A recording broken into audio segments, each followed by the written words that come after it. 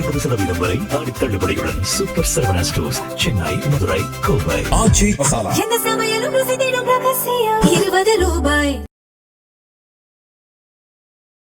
உங்களுக்கு கொடுத்த டைமிங் வந்து 2:45 மணிக்கு 8:45 மணி காலையில் திருச்சியில் கொடுத்தா, இங்கே நாமக்கல்லில் 8:45 கொடுத்தா 8:45 தான் இங்கேருந்து வீட்டில் இருந்து புறப்படுறேன்.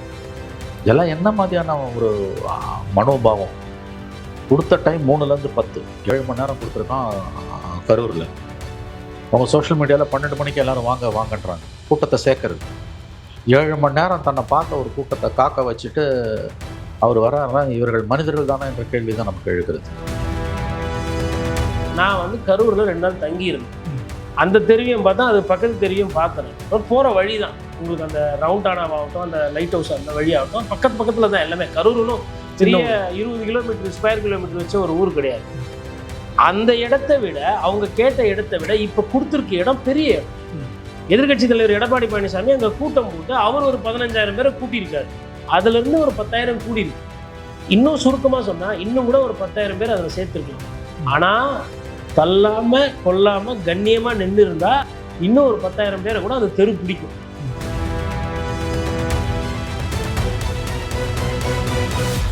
நாற்பது பேர் அங்கே செத்து கிடக்கிறான். விமான நிலையத்தில் இறங்கி செய்தியாளர்கள் கேட்கும்போது அதை ஜஸ்ட் லைக் தட்னு புறந்தள்ளிட்டு போகிறாரு. அதுக்கு பிறகு இவர் விமானத்தில் வந்து இறங்கி வீட்டு போகிறதுக்கு முன்னாலேயே குடியரசுத் தலைவர், பிரதம மந்திரி, முதலமைச்சர் எல்லாரும் வந்து இரங்கல் தெரிவிச்சிட்டாங்க. அதுக்கு பிறகு தான் இவர் இரங்கல் தெரிவிக்கிறாரு. 2வது 4 நாள் பொறுத்து போட்ட வீடியோவில் 1% கூட குற்ற உணர்ச்சி இல்லை, வருத்தம் இல்லை, தார்மீக பொறுப்பு தான் ஏற்றுக்கொள்ள வேண்டும் என்ற இந்த குறைந்தபட்ச மனிதாபிமானம் கூட அவர்கிட்ட இல்லை, நேர்மை இல்லை. மாறாக முதலமைச்சரை சுண்டி சவாலுக்கு இழுக்கிறார் அவர்.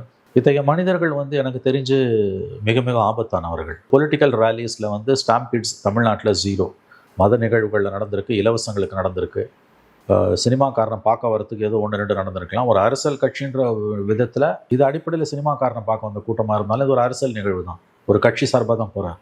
ஒரு அரசியல் கட்சியோட கூட்டத்தில் இப்படிப்பட்ட ஒரு நிகழ்வு என்பது மன்னிக்க முடியாத ஒரு குற்றம். அந்த விக்கிரவாண்டி மாநாடு, மதுரை மாநாடு, அதுக்கு பிறகு 6 மாவட்டங்களில் நடந்த கூட்டம் ரசிக்கிறார்ல. உங்களுக்கு கொடுத்த டைமிங் வந்து 2:45 மணிக்கு 8:45 மணி காலையில் திருச்சியில் கொடுத்தா, இங்கே நாமக்கல்லில் 8:45 கொடுத்தா 8:45 தான் இங்கேருந்து வீட்டில் இருந்து புறப்படுறேன். இதெல்லாம் என்ன மாதிரியான ஒரு மனோபாவம்? கொடுத்த டைம் 3லேருந்து 10, 7 மணி நேரம் கொடுத்துருக்கான் கரூரில்.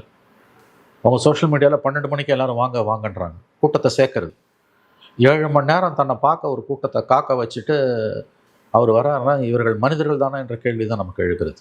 ஏற்கனவே சொன்ன மாதிரி வந்து அவருடைய முதல் கூட்டத்தை திருச்சியில் பார்த்தப்பயே this is a tragedy waiting to happen, இது நிகழ காத்திருந்த பேரழிவு, மனிதனால் ஏற்படுத்தப்பட்ட பேரழிவு, அரசு அன்றே விழித்திருக்க வேண்டும். முதல்ல ரோட் ஷோவில் பேச அனுமதிக்க மாட்டாங்க. மோடி ரோட் ஷோனா கை காமிச்சிட்டு போயிடுவார்.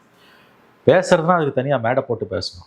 ரோட் ஷோக்குள்ளே மேடையை பேசுறது, நிற்க வச்சு பேசுறது குறுகலான சந்துகள்லன்னா இது நடக்காட்டி தான் ஆச்சரியம். அவருடைய 6வது மாவட்ட நிகழ்ச்சியில் இது நடந்திருக்கு. 5 மாவட்டங்களில் நடக்காதது தான் ஆச்சரியம். 6வதுல நடந்ததில் ஆச்சரியமே இல்லை, வருத்தம் இருக்கலாம். அந்த விஷுவல்ஸை பார்த்தாலே நமக்கு தெரியுது. 100 பேர் சாவாட்டி தான் ஆச்சரியம். என்ன சொல்கிறேன் நான், கரூரில் நடந்த இந்த ஸ்டாம்பீடுக்கு அந்த விஷுவல்ஸை பார்த்தீங்கன்னா 42 பேர் ரொம்ப ரொம்ப கம்மி, குறைஞ்சது 200 பேராக செத்துருக்கணும். இந்த பேரழிவுக்கு 99.99% விஜய் தான் காரணம், மக்கள் காரணம். 3வது தான் கவர்மெண்ட்டு. புத்தி இல்லை இந்த மக்களுக்கு. நான் கேட்குறேன், எவ்வளவு சட்டங்களை போட்டாலும் தனி மனிதன் திருந்தலைன்னா அரசாங்கத்தால் ஒன்றுமே செய்ய முடியாது. இந்த கூட்டத்தை எப்படிங்க கவர்மெண்ட் கண்ட்ரோல் பண்ணா? ஒரு விதத்தில் நான் கேட்குறேன், கவர்மெண்ட் காரணம் நான் சொல்கிறேன். எதனால் சொல்கிறேன்னா, அந்த இடத்துல நீ அனுமதி கொடுத்துருக்க கூடாதுன்னு சொல்கிறேன். கொடுத்த பிறகு ஒன்றும் பண்ண முடியாது, சாவை தான் செய்வோம். சாவாட்டி தான் ஆச்சரியம். 5 மாவட்டத்தில் சாவாது ஆச்சரியம். திருச்சியில், அரியலூரில், நாகப்பட்டினத்தில், திருவாரூரில், நாமக்கல்லில் சாவாதது ஆச்சரியம். கரூரில் செத்ததில் ஆச்சரியம் கிடையாது, வருத்தம் இருக்கலாம். அப்போ இது முழுக்க வந்து முதல் தவறு விஜய், 2வது திருவாளர் பொதுஜனம். இப்படி கூட சொல்லலாம், முதல் தவறு திருவாளர் பொதுஜனம், 2வது விஜய், 3வது அரசு. எந்த போலீஸை வச்சு எந்த சட்டத்தை வச்சு இதெல்லாம் தடுக்க முடியாது. என்ன பண்ணுவான்? போலீஸை வச்சுக்க சொன்னால் கேட்பானா? கூரியை பிச்சுக்கிட்டு உள்ளே போகிறான். சாரி, அவன் வீட்டு கூறியோ, அது உங்கள் வீட்டுக்கு கூறியாக இருந்தால் நீங்கள் உங்கள் மனசு எப்படி பதறும்? அந்த ஒரு இடத்துல பார்க்குறேன், கடப்பாறையெல்லாம் எடுத்தவங்க தள்ளுறாங்க க்ரௌடை, வீட்டுக்குள்ளே வராதன்ற. பொது சொத்தை கூட சேதாரம் பண்ணினா கவர்மெண்ட்டுக்கு கட்டிப்பான். தனியார் சொத்தை சேதாரம் பண்ணால் காம்பன்சேஷனும் கிடைக்காது. அப்போ இவர்கள் சமூக விரோதிகளாக தானே மாறிட்டாங்க. கூறி அந்த விஷுவலை பார்த்தீங்களா, அந்த கோழி பிடிக்கிற மாதிரி இருக்கும் அந்த விஷுவலு. அந்த கோழி பிடிக்கிறதுக்கு ஏறுவானுங்களா, அந்த மாதிரி வந்து அந்த கூரையை பிச்சுக்கிட்டு ஒருத்தன் ஏறுறான், அதுக்கப்புறம் இன்னொருத்தன் ஏறுறான், இன்னொருத்தன் வீடு. அப்போ அந்த பாதையில் இருந்த தனியார் சொத்துக்கள் எல்லாம் சேதமாயிருக்குல்ல, யார் பொறுப்பு? அங்கே கரூரில் நீ தங்கி இருந்திருக்கணும்ல, ஓடி வந்துட்ட, சரி நீ பார்க்காத கூட மன்னிக்கலாம், ஓகே அன்றைக்கி டென்ஷன் இருக்குன்னு. அதுக்கப்புறம் நீ வருத்தம் தெரிவிச்சியா? உன் மனசில் எதனா ஒரு குற்றம்னு இருக்கா? தான் சொன்ன இடத்திற்கு 7 மணி நேரம் குறைஞ்சபட்சம் தாமதமாக போய் அங்கே ஆயிரக்கணக்கான மக்களை வந்து சோறு தண்ணி இல்லாமல் தவிக்க விடக்கூடிய ஒருவர் அரசியல் கட்சி தலைவராக இருப்பதற்கு தகுதி இல்லாதவர். 42 உயிர்கள், விலை மதிப்பில்லாத உயிர்கள், குழந்தைகள் கொல்லப்பட்டிருக்கின்றன, 11 குழந்தைகள். முழுக்க முழுக்க அந்த பெற்றோர்கள் காரணம், புத்தி கட்டு போன பெற்றோர்கள் காரணம்.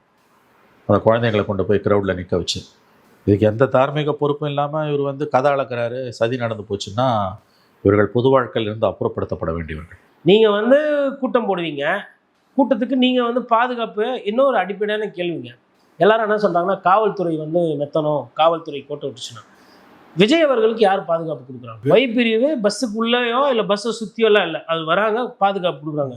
அவரே பவுன்சர் வச்சு அவருக்கு பாதுகாப்பு கரெக்டாக பண்ணிக்கிறாரா? அப்போ விஜயோட பாதுகாப்பை யார் உறுதி செய்கிறா? விஜய் உறுதி செய்கிறாரு. இப்போ விஜயோட தொண்டரோட பாதுகாப்பை யார் உறுதி செய்யும்? அவர் கட்சி பண்ணியிருக்கணும்ல. விஜய்க்கு தண்ணி எங்கேருந்து வருது? அந்த பஸ்ஸிலே எடுத்துகிட்டு வராங்களா? அந்த மாதிரி விஜய் தொண்டர்களுக்கு வந்தவங்களுக்கு இதற்கு முன்னாடி ஏதோ ஒரு மாநாடுக்கோ பொதுக்கூட்டத்துக்கோ அரசாங்கம் தண்ணி கொடுத்தா மாதிரி நீங்கள் எங்கன்னா செய்தி படிச்சிருக்கீங்களா? இல்லை நீங்கள் எங்கன்னா பார்த்துருக்கீங்களா? இதெல்லாம் கேட்குறாங்கங்க. விஜய் அவர்களை ஆதரிக்கக்கூடிய அவரோட விசிறிகள் கேட்குறாங்க, ஒரு அரசாங்கத்துக்கு தண்ணி கொடுக்கணும்னு கூட தெரியாதான்னு. ஒன்று சட்டம் தெரியணும், இல்லை நடைமுறையில் எது சாத்தியம்னு தெரியணும், இல்லை நடைமுறையில் என்ன நடக்குதுன்னு தெரியும். பொதுக்கூட்டம்னா என்னன்னு தெரியல. பொதுக்கூட்டம், திருமண கூட்டம், பிரச்சாரம், பொதுக்குழு, அதுக்கப்புறமா இந்த மாதிரி இருக்குது நிறைய. எல்லாமே கூட்டம் சேர்ற விஷயந்தான். ஒவ்வொன்றுத்துக்கும் ஒரு தன்மை இருக்கும். பொதுக்கூட்டத்துக்கு எவ்வளோ பெரிய இடம் கொடுத்தா மாதிரி இதுக்கும் கொடுக்கணும், மாநாடுக்கு கொடுத்தா மாதிரி இதுக்கும் கொடுக்கணும்னு சொல்லி கேட்குறாங்க. அதை நியாயப்படுத்துகிறாங்க. பொதுமக்களும் என்ன நினைக்கிறாங்கன்னா இது. அதே மாதிரி இன்னொரு சிலர் என்ன பண்ணுறாங்கன்னா காணொலியில் சமூக வலையில் நாங்கள் கேட்ட இடம் பாருங்கள், இது இது இது பாருங்கள், ரோடு நீட்டாக இது மெலிசா கொடுத்துருக்காங்கன்னு சொல்லிட்டு ஒரு பதிவு போடுறாங்க. இந்த விஷயத்தில் நான் வந்து கரூரில் 2 நாள் தங்கியிருந்தேன். அந்த தெருவையும் பார்த்தா அது பக்கத்து தெருவையும் பார்த்தேன். போகிற வழி தான் உங்களுக்கு அந்த ரவுண்டானாவாகட்டும், அந்த லைட் ஹவுஸ் அந்த வழியாகட்டும், பக்கத்தில் தான் எல்லாமே. கரூர்னும் பெரிய 20 கிலோமீட்டர் ஸ்கொயர் கிலோமீட்டர் வச்ச ஒரு ஊர் கிடையாது. அந்த இடத்தை விட, அவங்க கேட்ட இடத்தை விட இப்போ கொடுத்துருக்க இடம் பெரிய இடம். எதிர்கட்சி தலைவர் எடப்பாடி பழனிசாமி அங்கே கூட்டம் போட்டு அவர் ஒரு 15,000 பேரை கூட்டியிருக்காரு. அதுலேருந்து ஒரு 10,000 கூடியிருக்கு. இன்னும் சுருக்கமாக சொன்னால் இன்னும் கூட ஒரு 10,000 பேர் அதில் சேர்த்துருக்கலாம். ஆனால் தள்ளாமல் கொல்லாமல் கண்ணியமாக நின்று இருந்தால் இன்னும் ஒரு 10,000 பேரை கூட அது தெரு பிடிக்கும். இப்போவும் வந்து விஜயோட வண்டிக்கு பின்னாடி பார்த்தீங்கன்னா கூட்டம் கிடையாது. விஜயோட வண்டிக்கு முன்னாடி தான் கூட்டம், நெரிசல் எல்லாமே. விஜயோட வண்டியில் என்ன ஒரு சிறப்புனா, இப்படி பாக்ஸ் டைப்பில் இருக்கும். அதாவது வண்டி முன்னாடியும் நின்று நீங்கள் பேசலாம், பின்பக்கமாக வந்து பின்னாடி நின்று பேசுனீங்கன்னா இங்கே இருக்கிற ஒரு கொஞ்சம் மக்களை பார்த்து பாருங்க. இந்த பக்கம் இதே எடப்பாடி பழனிசாமி அவர்கள் வண்டி பார்த்தீங்கன்னா வெறும் முன்னாடி தான் நின்று பேச முடியும். பின்னாடி வந்து அந்த ரேம்ப் ஃபெசிலிட்டி அவங்க வைக்கல.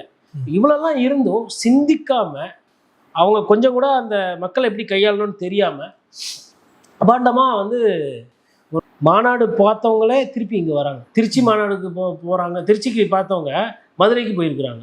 அவங்களே கரூருக்கும் வந்திருக்காங்க. அப்போது இங்கே என்னன்னா, விஜய் வந்து தன்னுடைய ரசிகர்களுக்கு இருக்கக்கூடிய அந்த ஏக்கத்தை வந்து குறைக்கணும். அவர் மேபி ஒரு நாளைக்கு ஒரு 500 பேரை சந்திக்கணும், இல்லை டெய்லி ஒரு 1000 பேரை அவரோட வீடு பக்கத்துலையோ இல்லை ஏதோ ஒரு மண்டபம் எடுத்து, இல்லை வாரத்துக்கு ஃபோட்டோ கீட்டோ யார் யாருக்கும் தேவை இதோட பண்ணிவிட்டு நீங்களாம் வந்து அரசியல் மயமாக்கணும். கரூரில் கூட்டம் போட்டால் கரூரில் இருக்கவங்க ஒண்டி வந்தால் போகிறோம். அப்போ இப்படி பொதுவான ஒரு பார்வையிலையோ பொதுவான புத்தியில பார்க்காம எனக்கு என்ன தேவை இந்த நேரத்தில், இதை எப்படி சர்ச்சையாக்கலாம், அப்படி தானே உங்களோட நோக்கம் இருக்குது. அப்படிப்பட்ட ஒரு வாதம் தானே அது.